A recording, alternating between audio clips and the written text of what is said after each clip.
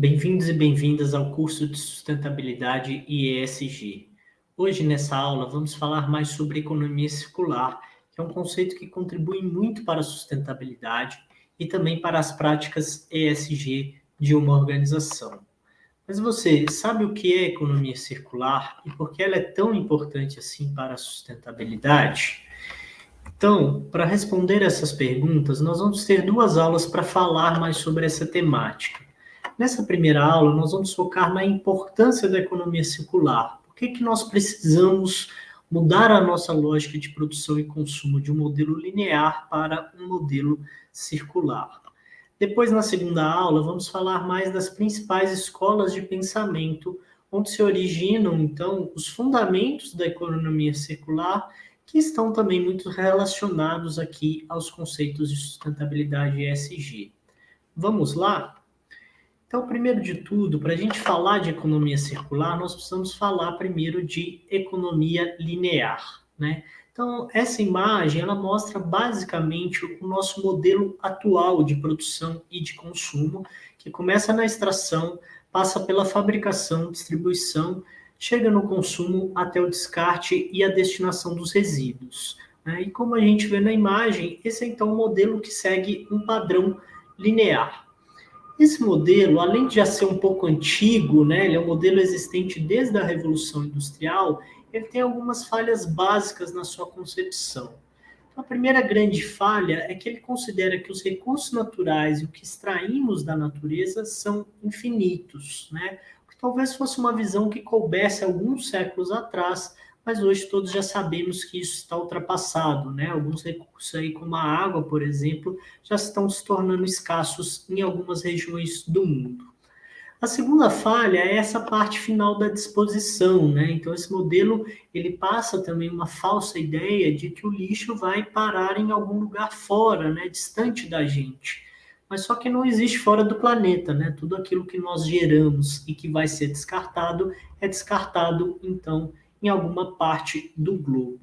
E aí, essas duas falhas desse modelo linear, ela tem nos levado em partes a uma sobrecarga do planeta, né? Então, o que nós vemos aqui nessas imagens são alguns exemplos de como a gente vem sobrecarregando o planeta, tá? Porque além dessas duas falhas citadas, né, um outro problema desse modelo é que atualmente nós temos padrões de extração, produção, distribuição, consumo e descarte que são insustentáveis, tá? E aí, o que eu quero dizer aqui com insustentáveis, né? Insustentáveis é que hoje a forma como nós fazemos isso é uma forma que nós não conseguimos continuar fazendo assim por muito mais tempo, né? Então, vamos entender isso aqui um pouquinho melhor, né? Então, começando aqui pela extração de matéria-prima, né? Então, a gente vai ver atividades como mineração, a própria agricultura, papel e celulose, são exemplos de atividades, né, que geram grandes impactos ambientais e sociais, e isso quando as coisas estão dentro dos padrões, né? Porque quando sai do controle, né, daí a coisa pode ficar feia, como mostram as tragédias com barragens de mineração em Minas Gerais, né? Então, Mariana em 2015 e Brumadinho em 2019 deixaram não só grandes impactos no ecossistema, mas também causaram a perda de centenas de vidas humanas, né? E aí, quando a gente avança nessa cadeia e falamos, por exemplo, dos meios de produção, das indústrias, né? Nós temos fábricas no Brasil e no mundo de diversos segmentos que ainda são altamente poluidoras, né? E aí, seja na emissão de gases poluentes, como mostram essas imagens, seja na geração de grandes quantidades de resíduo, né? Então, ainda que uma fábrica ela faça uma boa gestão do resíduo e encaminhe os resíduos para reciclagem, todo resíduo, no fundo, ele acaba sendo uma ineficiência de processo que vai precisar ser descartado, né? E aí, por fim, também, quando a gente fala no consumo e tratamento de água, né? Então, essas fábricas também são grandes consumidoras de água e mesmo empresas, né, que têm estações de tratamento de efluentes, muitas vezes a água que sai das indústrias, ela sai mais suja do que a água que é captada, né? E isso, infelizmente, ainda é permitido por lei, né? Então, além de serem grandes poluidoras, essas fábricas, né, as fábricas nós sabemos também que são grandes consumidoras de energia, né? Então, hoje no mundo, mais de 80% da energia produzida, ela vem de fontes não renováveis, né? Que são combustíveis fósseis, aí, como petróleo, carvão e o gás natural. O problema é que esses combustíveis são também aqueles que mais poluem, né? Mais emitem gases de efeito estufa. E aí, da mesma forma que a mineração, né, o petróleo, o carvão e a energia nuclear, também são indústrias aí com um histórico de grandes tragédias humanas e ambientais, né, como mostram aqui essas imagens, tá? Avançando um pouco mais nessa cadeia, a distribuição também não é diferente, né? Então, essa imagem da greve dos caminhoneiros em 2018, ela mostra como o Brasil hoje é extremamente dependente dos caminhões, né? E aí, basicamente, a gente está falando de diesel e de gasolina, e isso somado a uma frota de caminhões extremamente velha, né? Que é aquilo que a gente, então, vê nas estradas, traz como resultado milhões de toneladas de gases de efeito estufa sendo jogadas diariamente na atmosfera por conta da necessidade da distribuição dos produtos. E vejam aqui que eu não estou nem falando do transporte de pessoas, tá? Mas aí, seguindo ainda, né, nessa nossa linha, prosseguindo para a parte do consumo, a gente tem hoje um aumento considerável do consumo, impulsionado por 3 motivos, né? Então, o primeiro deles é o aumento da população. Nós já somos hoje mais de 8 bilhões de pessoas e até 2050 esse número deve chegar em torno de 10 bilhões. Segundo, a gente tem uma tendência mundial, né, hoje da redução das classes pobres e aumento das classes médias, né, o que, claro, é bom, né, na perspectiva da gente ter menos pessoas em situação de pobreza, mas essas pessoas também acabam consumindo mais à medida que passam a ser classe média. Então, nós temos mais pessoas no mundo, mais pessoas consumindo, né, por conta de uma ascensão econômica e, ao mesmo tempo, pessoas consumindo cada vez mais, né? Então, não sei se vocês já pararam para pensar, mas vocês consomem provavelmente mais do que o pai de vocês consumia, e o pai de vocês também provavelmente consome mais do que o seu avô consumia, né?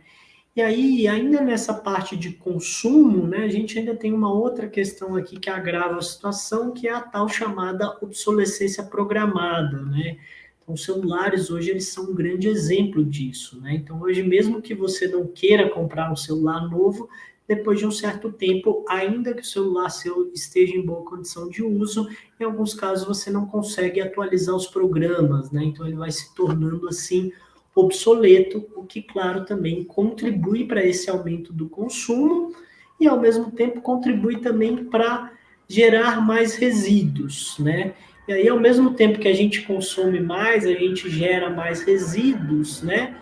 Muitas vezes parece que a gente ainda não aprendeu nem o básico, que é descartar os resíduos adequadamente. Então, essas imagens são imagens que, infelizmente, a gente ainda vê muito por aí, né? Fazem parte do nosso dia a dia, esse descarte inadequado, e esse descarte que muitas vezes é inadequado pelo cidadão, no Brasil ele também muitas vezes é inadequado pelas prefeituras, né, pelos municípios, né? Então, aquilo que eu falo, muita gente acha que depois que você descarta o lixo ele some, mas a verdade é que mais da metade dos municípios brasileiros ainda descarta o lixo em lixões, né, que são a pior forma que o resíduo pode ser descartado, pois, como a gente vê aqui na imagem, é um problema muito sério, tanto do ponto de vista ambiental quanto do ponto de vista social. E, né, esse descarte incorreto, ele também acaba sendo muito prejudicial para a vida marinha, né? Então, a gente sabe que já existem por aí verdadeiros oceanos de plástico, né? Estimativas que prevêem que a gente vai ter mais plástico do que peixe nos oceanos até 2050, e é por tudo isso que é nenhum exagero aqui nosso, né, dizer que o nosso planeta hoje está na UTI, né? Então, a forma como a gente vem tratando o planeta é uma forma degenerativa, né, que prejudica muito os ecossistemas naturais, e o fato é que com tudo isso, né, que nós vimos aqui, não dá para dizer que esse planeta realmente anda bem de saúde, né? E aí vários estudos apontam para isso, né? Apontam para essa sobrecarga da Terra, para a destruição dos ecossistemas, E esse aqui é um estudo, por exemplo, que ele é feito desde a década de 70, né, e vai mostrando como a cada ano a gente aumenta o nosso débito com a Terra, né? Então, em 2021, por exemplo, nós retiramos do planeta 43% a mais de recursos do que ele é capaz de regenerar. E aí, voltando lá para o início da nossa aula, tudo isso está diretamente relacionado a essa forma linear de produção e consumo, né? Que por um lado acha que os recursos são infinitos e que no outro, né, acha que nós podemos produzir o tanto de resíduo que quisermos para depois descartar. E é por conta disso que muitos têm defendido, então, né, que essa lógica linear ela precisa mudar, né? Precisa sair de uma lógica linear para a chamada, então, economia circular, né? Então, vale lembrar que a gente não tem o fora, né? Tudo aquilo que a gente descarta precisa, de alguma maneira, voltar para as cadeias produtivas, né? E é isso que a economia circular, né, fala, né? Ela vai falar dessa circularidade de materiais e de recursos e de como isso precisa já ser pensado desde o processo de design de um produto ou de um serviço, né? Pensar nessa circularidade.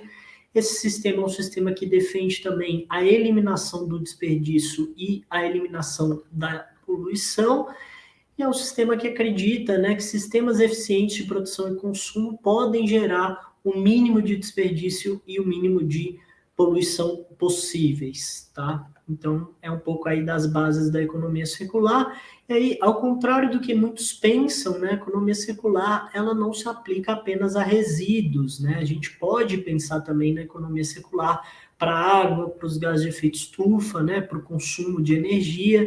Então, a água, por exemplo, né, quando ela vai ser descartada, é preciso pensar no ciclo completo da água, né? Como é que ela vai ser tratada para voltar a ser consumida, tá? Então, basicamente, nessa aula, nós fizemos aqui uma introdução a esse conceito da economia circular, né? Vimos por que a lógica atual linear é uma lógica danosa ao planeta e ao meio ambiente, né? Por que a gente precisa, então, mudar para uma lógica circular.